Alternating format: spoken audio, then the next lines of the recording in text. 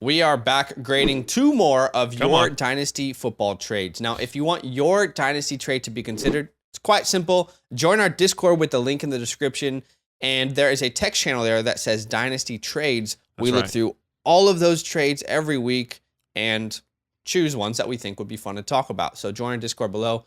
The first trade here is from Savcon. Little context, it's a 12-team Right. Superflex PPR league, and there are 3 starting wide receivers. There are no wide receivers in this trade, but he's put that in the context, so I wanted to make sure that we said that. No Yeah, I mean, right. it's relevant, sure. So Team A, you can see the trade here. Team A gets DeAndre Swift, Mac Jones, Chris Evans, and a 23 first. Team B, Javonte Williams, Trey Lance, and a 24 second. So I would like to know where you stand on this. Yeah, I chose Team A. I think it is really close, but Team A it is for me. I know you said you can start 3 wide receivers, but I think what really puts this over the edge for me is that 2023 first, as always. As much as I love Trey Lance and Javonte Williams, I don't think there's much of a. When I say I don't think there's much of a difference, I think Mac Jones and Trey Lance could be in the league for years to come. Okay. And I think the only difference that sets this apart is that Trey Lance is a mobile quarterback. But I think that what really makes it even and maybe puts it on the other side to A is that DeAndre Swift is a pass catching back, where not saying Javonte cannot catch the ball, he definitely can. I think we've seen it. I like his offense. And I think they're going to continue to feed him moving forward. So I really like DeAndre Swift, Mac Jones, and the 2023 first. As I always be saying, this class is stacked. Okay. Yeah. And I think no matter who you get there, if it's going to feel like a win, whether it's a running back, a wide receiver, or a quarterback. Doesn't matter who it is. You're going to get a high quality pick there. And the 2024 second, I mean, it is valuable. We just don't know how valuable that really is right now. And then Chris Evans is just a throw in. So yeah. I do lean Team A in my opinion. Okay. Well, we've talked about this before, but saying we don't know how valuable the 2024 second is doesn't mean that it's not valuable. Right. And that's what I'm saying. It is valuable. I'm not saying it's not. I just say, we know this talent that's coming into 2021. And I feel like 2023, excuse me, and you are safe in that area. Sure. Where is that 24 second at the end, and no matter where that first is, whether it's the end or first, I think you are winning there. Sure, I think that's a fairly even trade on both sides, and I imagine my take is going to be the less popular one within the comments and within people's opinions. Right. I'm gonna go Team B. It's really close here. Mm-hmm. There's 2 factors really for me in this deal. Number one, you said it already, but Chris Evans he doesn't mean anything to me. He really doesn't. He's a throw-in. We liked him as a talent. Mm-hmm. He's got a cool name. Yeah, but cool 6th round running backs, guys, they don't very often work out. 6th round running back. He's a great depth piece for that team. But even when Mixon went down last year, it wasn't Evans getting really any work. It was Samaje Perine. So your best case scenario with a guy like Zach Evans is, well, Joe Mixon goes down because he's got a contract as long as Evans. Well, Joe Mixon goes down. How do we even know that it's going to be Zach Evans? I mean, 6th round running backs don't necessarily get that kind of priority. So for me, he's just a talented guy, but he's not even going to get the lion's share if Mixon goes down. I don't even view him as a handcuff at this point, unfortunately, and I like him. But so it comes down to 2 factors. Number one is DeAndre Swift versus Javonte Williams. Okay, it's a wash. It really is. Now, I don't know if you changed your rankings, but we both had Javonte ahead of Swift in our rankings. I don't know because we haven't looked at them in about a month, so I don't know if you've tweaked your rankings in a little while. No, but regardless, I see this as a wash. If I have Swift, if I have Javonte, I'm more than happy for both of these guys to be the number 1 running back on my Dynasty team and to lead my team, that running back room, into the future. These are both uber talented guys. Yeah. Neither of them have finished inside the top 15, but we believe and we project that will be something that's going to happen here this year. Agreed. So really, it comes down to Trey Lance in a second or Mac Jones in a first. Trey Lance in a second or Mac Jones in a first. I don't know about you guys. In my startups, Trey Lance is typically going around the 110 to the 202. Mac Jones, 5th round maybe? 5th round? Would I trade in a startup the 110 to the 202 for a 5th rounder and a 1st, even though I'm also getting a 2nd in return to get to that 110? I don't think I would, but more importantly, when I look at the players, I get stumped here. I really get stumped here because you guys know, if you follow the redraft channel, if you follow the Dynasty channel, Trey Lance is someone that I believe in wholeheartedly, and I do believe there's a huge breakout coming this year. Yeah. I've talked about it in so many different videos, and I'll try and link them if I remember, but check them out on our page. But I have to ask myself, would I really do this deal? Would I, like, if someone straight up sent me, hey, man, I'll give you Mac Jones in a 1st for Trey Lance in a 2nd. That's not enough for me to move Trey Lance. Right. I feel you. Trey Lance's career upside, we're talking about a top 5 finish for multiple years. That is his true upside. Mac Jones's upside, it's still good. It's like a Kirk Cousins type career. But is that someone who's potentially winning me championships? I don't know if that is someone who's, carrying my team to championships.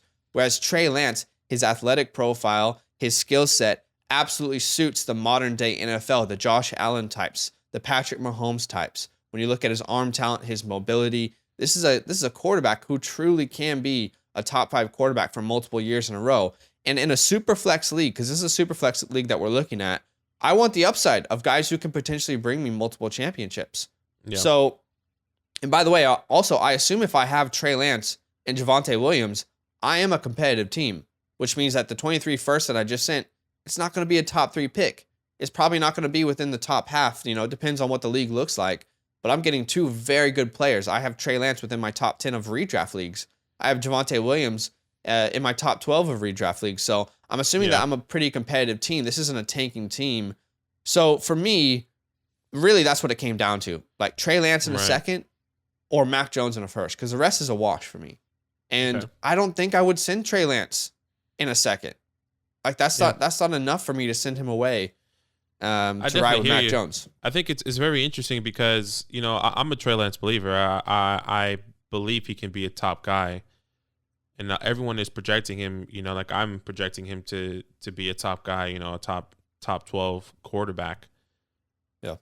We just haven't seen anything. We've seen a very, very minuscule amount of work of Trey Lance. We're just projecting everything that we either believe in or the 3 games that he played last year. We're like, I think Mac Jones, the longevity of his career with New England, with Bill, just feels more secure compared. Like if Trey doesn't have the best year this year, well, it's okay. It's his first year. He goes into his 3rd year, which is technically his 2nd full year starting, and he doesn't live up to that hype. I know what I'm saying. It's tough. I know that's a whole different. You can say the same about any single player. And I think I that's what I'm saying. I think Mac Jones feels more comfortable in the longevity. That's all I'm saying. But I do agree about Trey Lance. I'm not disagreeing. I just wanted to bring that thought process. That's why. As much as we're saying that we haven't seen it before, we know the offense that he's attached to. We know the weapons that are around him. We know the offensive line that he's in, the schemes that he's going to play in, the offensive mind that is coaching him up. So, look, the whole believing without seeing, right, if you will. 100%. If you don't believe right now, like you're not going to get the value later on. So I get where you're coming from, though. I definitely get where you're coming from. And on our redraft, video that we dropped, our breakout quarterbacks, Trey Lance was on there for me. And one thing that you had said was, I really think he's going to struggle in his first year. You said that about Trey Lance, and I said, well, did Jalen Hurts struggle in his first year? And we were like, for sure, everyone totally struggled. He did, but he was still very fantasy relevant. You look at. Guys, Trey Lance, his last year starting in college, rushed for over 1,400 yards. I don't think we really understand what kind of weapon is about to be unleashed there in San Francisco. An entirely different weapon is like the league is not aware of what they're going to have to deal with just yet with Trey Lance. Let's look at the second trade. It's by Killer Hawk. Now, this is a 1 quarterback league, okay? It's a 10-team PPR format. We don't have any quarterbacks in the trade, but I guess that is still relevant, because I guess in 23 quarterbacks, who knows, like they might not be as appealing if you're in a 1 quarterback league. Correct. But still, the wide receivers would become more valuable, and it's a great wide receiver class. This one, this is one of those trades I think could look very different in a year's time. You know, if Team A falls apart and this is a top 3 pick in 2023, I mean, who knows what we're saying at that point. Right. Jerry Jeudy, extreme talent, has never put it together. Finally, we feel like there is the key to unlock that talent. T. Higgins, a guy that absolutely I believe in. Mm-hmm. I want to know where you stand on this one because I've got a specific opinion, but I want to know yours first. No, I was seeing the direction you were going. You know, I think for me it's Team A. Yeah, I know Jerry Jeudy's still in question with, you know, a lot of talent there, but now Russell Wilson is in the building. I believe he will project him to be a top 10, a top 12 wide receiver for years to come. You know, T. Higgins, I mean, he's in one of the best offenses with Joe Burrow and Jamar Chase over there. And if you go just to Team B, just looking at the players, DJ Moore, we've always been saying, this is the year, this is the year, this is the year. Last year was technically the year. He was a top, 12 guy in the first half of the season. It just fell off. Yeah. It felt like, and his quarterback is still in question. Yeah. It felt, and once again, it feels like every single year it's DJ Moore's year. And I think I'm just tired of it. And then George Pickens, a talent that I know you absolutely love. I love too, you know. He's a guy that goes into an offense with Kenny Pickett and everyone, but he's technically the wide receiver 3 at the moment. It definitely can change, and probably it is going to change in my opinion. But I'm going with the security. I'm going with the security of Jerry. I'm going with security of Russell Wilson and Joe Burrow and T. Higgins there. And I feel a lot more comfortable to say that Team A has won this trade. And, you know, the third, you can get some value. But the second, once again, I've always been saying this class is stacked. So you could get, depending on where that second is, a first-round draft talent in the early second round. And if that's a top 5 pick in the second round, you just got a first round. You essentially just got some first-round talent. Yeah. That's hypothetical. And obviously, you know how I feel about the 2023 first. Yeah, this is hard, man. Mm-hmm. You know, George Pickens feels like one of those guys that absolutely could become a top 12 wide receiver. Like the talent is no question the talent is there. And, you know, we see the 23 first, and it's hard to visualize. What if I put a name there? What if I say that's CJ Stroud? It's a super flex league. Or it's not a super flex league. My bad. What if I say it's Kayshon Boutte? You know, what if I say it's Jackson Smith and Jigba? You know, it starts to look a little bit more cloudy. And I'm not even saying I'm taking Team B because I am taking Team A. But I think that this trade is much closer than people might realize. I mean, what if that is, you know, a top 3 first round pick? We don't know. But at the end of the day, you're right. I love George Pickens. I love the first. DJ Moore is someone I really struggle to trade for because I think his trade value is still too high within the market. It's tough. And, you know, you can be as talented as you want, but if you have no good quarterback play, it won't really matter. Look at Terry McLaurin. We all projected him to be a top 12 guy last year. He was playing with Taylor Heineke all year. And no disrespect to Taylor Heineke, but he didn't bring that upside. It's we were hoping unfortunately for wide Ryan receivers. Fitzpatrick. Yeah. You can't do it on your own. You can't do it on your own as a wide receiver. You're very much reliant upon the offense that is given to you. And my question is, will he ever get out of quarterback purgatory? Because this is really where I draw the line with DJ Moore. Well, they'll just get a quarterback. They'll just get a quarterback. When and how? It feels kind of impossible. I mean, they still can't get a quarterback. You know, they got Corral in the late rounds this past year. Yeah. And there's no doubt they can still get a first-round talent next year. Sure. Surely they want to test out what Corral can do. They're going to have to do that this year to see if, you know what, is he the answer or not? Like, they need to figure that out within, you know, these 18 games, whether Matthew Stafford plays good or not. Sam Darnold. Excuse me. Whether Sam Darnold plays good or not. I think that's the issue. I feel like this could be another year of waiting, potentially, which sucks for a guy like DJ Moore. It really, really does suck. And you think about it, how often do rookie quarterbacks bring fantasy relevant wide receivers? It's not very often. It doesn't happen all that much. And we're talking about a guy who in last year's class might have been a 4th round pick, 5th round pick, right? And he's probably going to be forced into being a starter at some point because Panthers, they have a good defense, but they might have a top 10 pick again next year. and you really do want to know what you have in Matt Corral. Do we need to go get a quarterback, or is there actually potential here? And I don't know that Matt Corral is going to be good or an upgrade for DJ Moore. It will be change, right? But I'm not sure that it's good. And Sam Darnold might be the best case scenario, but what if they need to find out what they have in Matt Corral? So there's just, for me, DJ Moore is the piece I am struggling with so much. You know, I think about what wide receiver would it need to be in Team B for you to take the Team B side?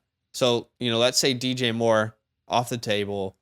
What wide receiver would you need it to be over there on the Team B side to be like, you know, I think there's actually enough value there for me to pull the trigger.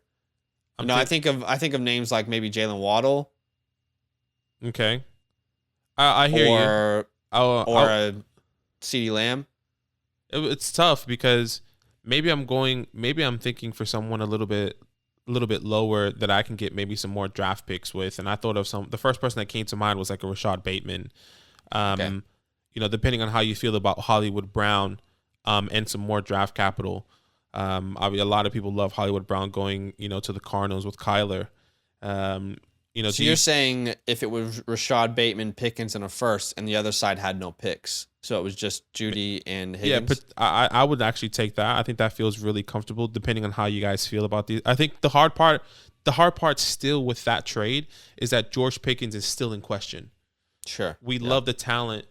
When do we see the value come? In 2 years? Is it actually ever going to come? You know, like when's that happening? That's the biggest question for me. And especially if this is a rebuild team, you know, a futuristic team for Team B, then yeah, I'm looking for younger players even still than DJ. Yeah, I get it. Yeah, I understand. Well, guys, let us know in the comments below, what side do you take in these trades? Let us know. Comment. Yo, what's good? Thanks for watching. We got a lot more videos. A lot more. If you want more videos, watch it. You can also subscribe right now if you want to. You need to. And lastly, don't forget that you can sign up to support the show and get exclusive content by going to patreon.com/FantasyLandFam.